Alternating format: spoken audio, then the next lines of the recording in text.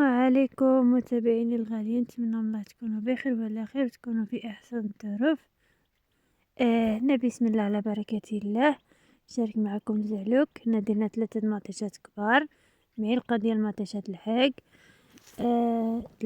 3 ديال الفصوص ديال الثوم، معلقة تقريبا كبيرة ديال زيت العود، شويه معلقة صغيرة ديال الكمون، سكينجبير، التحميرة، الابزار، الخرقوم درنا غير شويه.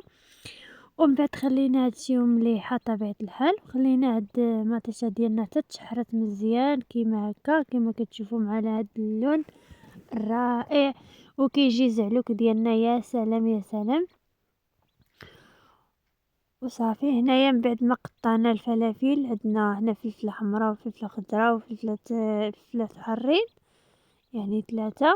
هنا عاوتاني 3 ديال الدنجالات حتى هما من بعد ما قطعناهم على هذا الشكل هذا، جاو رائعين يا سلام. هاد الزعلوك هذا كيجي زوين زوين زوين، وغير المنظر ديالو غيعطيكم الخبر، كيجي واعر يا سلام يا سلام.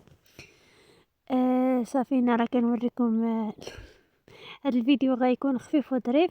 هنا كنوريكم من بعد ما قطعناهم بحال هاد الطريقه هادي، قطعناهم رقيقين على هاد الشكل هذا.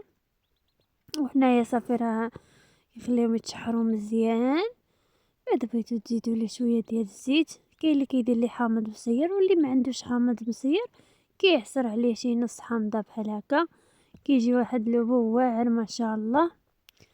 صافي هنا غادي نخليو الزعلوك ديالنا حتى يتشحر لينا مزيان، وما يبقاش فيه كاع حتى حاجه ديال ما يشرب مزيان ويتشحر، وكيجي رائع اخوتي، وكيجي واحد البنه يا سلام يا سلام، خصوصا العشاق ديال الحر كيجي رائع. وهنا كديروا له واحد اللمسه ثانيه، يعني ديال هكا ديال المعدنوس، يعني غير المعدنوس، بغيتو ديروا المعدنوس بالكثره كتزيدوا. حنا درنا هنا ضفنا غير شويه ديال المعدنوس، ومن بعد نخليوه يشرب شويه هكا. صافي ها هو زعلوك ديالنا وجد. نتمنى من الله ينال الاعجاب ديالكم. نشوفكم فيديو